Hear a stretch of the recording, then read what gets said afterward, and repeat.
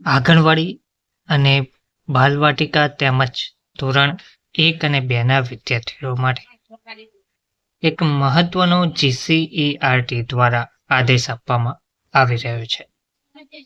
નમસ્કાર મિત્રો, સ્વાગત છે તમારું અમારી YouTube ચેનલ. મિત્રો, આંગણવાડી, બાલવાટિકા, ધોરણ 1 અને ધોરણ 2ના વિદ્યાર્થીઓની શૈક્ષણિક સિદ્ધિનું સર્વેક્ષણ સમયસર કરવા GCERTનો આદેશ આપવામાં આવ્યો છે. બાલવાટિકા ધોરણ 1-2ના વિદ્યાર્થીઓનું 10 માર્ચ સુધીમાં સ્વમૂલ્યાંકન કરવાનું રહેશે. સ્વમૂલ્યાંકનની કામગીરી પૂર્ણ થયા બાદ માર્ચમાં જ બાહ્ય મૂલ્યાંકન પણ કરાશે.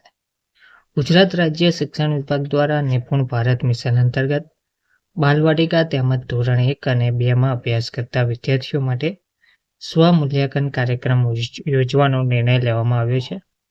ગુજરાત શૈક્ષણિક સંશોધન અને તાલીમ પરિષદ GCERT દ્વારા રાજ્યના તમામ જિલ્લા પ્રાથમિક શિક્ષણ અધિકારીઓ, શાસન અધિકારીઓને પરિપત્ર પાઠવ્યો છે, જેમાં 10 માર્ચ સુધીમાં આ સ્વમૂલ્યાંકન પૂર્ણ કરવા માટે તાકીદ કરવામાં આવી છે. ત્યારબાદ બાહ્ય મૂલ્યાંકનની કામગીરી હાથ ધરવામાં આવશે, તેમ સૂત્રોએ જણાવ્યું હતું. શાળાઓએ સ્વમૂલ્યાંકન પૂર્ણ કર્યા બાદ તેના પરિણામની એન્ટ્રી વિદ્યા સમીક્ષા કેન્દ્રના પોર્ટલમાં કરવાની રહેશે. GCERT દ્વારા દર વર્ષે નિપુણ ભારત અંતર્ગત બાલવાટિકા ધોરણ 1 અને ધોરણ 2માં બાળકોની શૈક્ષણિક સિદ્ધિ અંગેનું સર્વેક્ષણ હાથ ધરવામાં આવે છે.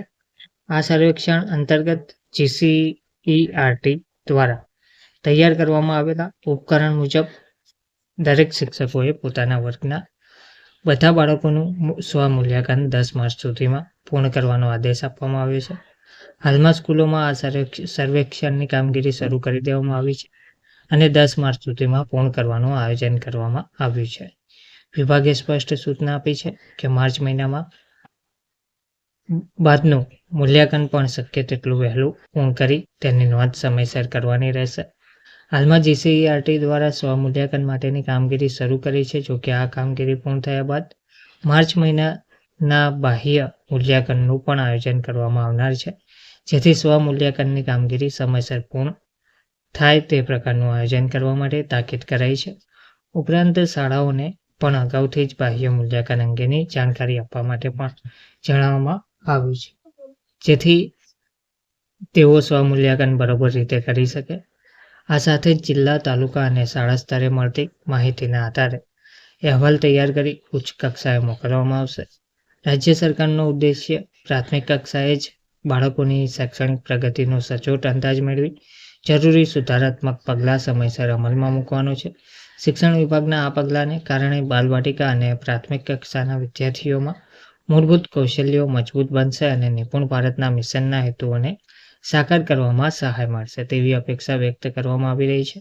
ઉલ્લેખનીય છે કે 27 જાન્યુઆરીના રોજ સચિવ તરફથી આદેશ મળ્યા બાદ 17 ફેબ્રુઆરીના રોજ નિયામક દ્વારા મંજૂરી આપવામાં આવી હતી અને તેના આધારે સ્વમૂલ્યાંકનની કામગીરી શરૂ કરવામાં આવી છે. ધન્યવાદ.